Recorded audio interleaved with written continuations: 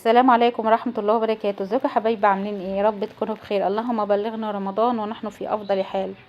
عايزه اقول لكم كنت في مسابقه طبخ او مهرجان طبخ برعايه الشيف الجميله منى عطيه. هي بعتت لي دعوه وعشان اروح احضر، ورحت حضرت وكان يوم جميل جدا، وادتني الدرع ده، فحبيت اوريه لكم يعني واشارككم معايا اليوم ده. ان شاء الله هنزل لكم صور المهرجان قريب، انا واصحابي والشيف منى عطيه، قابلت هناك امل حماد وقابلت هيام وناس كتير جدا وبلوجرز كتير. ان شاء الله هنزل لكم الصور قريب باذن الله، هعمل لكم فيديو باذن الله ونزله على اليوتيوب. عايزه اقول لكم جبت شويه حاجات بسيطه جدا لرمضان بسبب الولاد وكده، قالوا يا ماما هات لنا شويه حاجات عشان رمضان، لكن انا والله ما كنت عايزه اجيب حاجه بسبب اللي بيحصل في غزه. الواحد ملوش نفس اصلا يجيب اي حاجه والله العظيم، بس الولاد بقى ملهمش ذنب، قلت اجيب لهم اي حاجه بسيطه ان انا افرحهم وخلاص يعني. جبت الفانوس اللي وريتهولكوا الاول ده بينور، ما بيعملش صوت. الفانوس ده بقى ده بيعمل صوت، بيغني بيقول حلو يا حلو.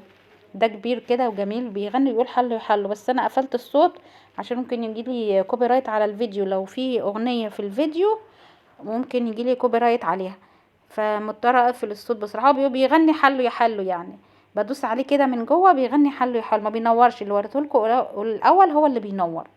عايزه اقول لكم الحاجات دي جبتها منين. الفوانيس منين؟ من سوق النزهه. عارفين شارع طه حسين في النزهه؟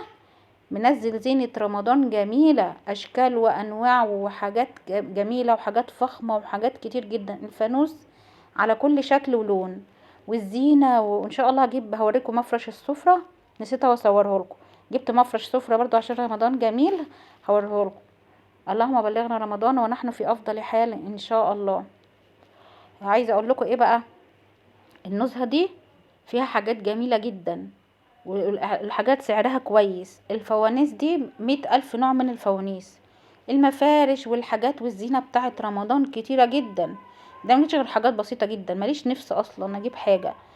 ان شاء الله ما ربنا يفك كرب اهل غزه نبقى نجيب بقى ان شاء الله حاجات كتير وحاجات جميله بقى.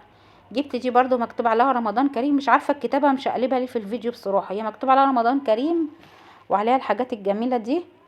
الولاد اللي اختاروها برضو هناك، الحاجات تحفه تحفه وسعرها مش غالي وحاجات كتير جدا، و100 محل اللي انت عايزاه تجيبيه. لقيت بقى العلب دي، انا مدمنه علب اصلا، انا اصلا مدمنه علب معروفه عني. العلب دي كام قطعه؟ والله مش عارفه كام قطعه، هما كتير جدا وانا استخدمت 2 في الفريزر، بس انا هوريها لكم. فيها كل الاشكال والاحجام، فيها العلب الطويله دي منها 2 الحجم ده و2 الحجم الطويل شويه، وفيها المستطيله وفيها الحجم الصغير وفيها الحجم المتوسط. دي عدد قطع كتير جدا يعني، ما شاء الله شامله كل حاجه، هتنفعني جدا في شهر رمضان. شايفين الحجم ده جميل. دي حطيت فيها توميه في الفريزر، اي مثلا عامله توميه، عامله حاجه سلطه الزبادي مثلا، شويه صلصه اتبقوا مني بحطها فيها وبشيلها في الفريزر. عايزه اقول لكم لما تيجوا تشتروا البلاستيك بصوا كده هتلاقوا لو لقيتوا مكتوب عليه بي 5 تعرفوا ان هو بلاستيك كويس. بي و5 هتعرفوا ان هو بلاستيك كويس، مش معمول من المخلفات يعني، من اي حاجه مش تمام.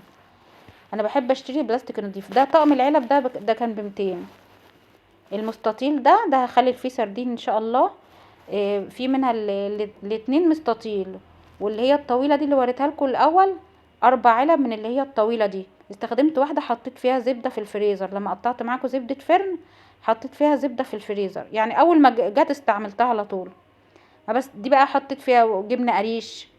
ما شاء الله العلب كتير جدا وكل الاحجام وكل الاشكال، بتنفعني جدا في رمضان وفي غير رمضان. حته جبنه قديمه، حته شويه دقه بتنجان، شويه سلطه بابا غنوج فاضلين احطها في التلاجة. العلبه بغطاها كده، لازم الحاجه تحط في التلاجة بغطاها. انا بحب كل حاجه تبقى متغطيه. ولا دي شيك جدا، شكلها تحفه كده وسمباتيك. عايزه اقول لكم يعني اما تيجوا تشتروا العلب خلوا بالكم لازم يكون بلاستيك كويس، وخلي بالكم افحصوا الحاجه قبل ما تمشوا، عشان العلبه دي طلع فيها يعني، بصوا هتلاقوا حته طالعه كده ما خدتش بالي منها وانا بشتري، بعد ما روحت شفتها.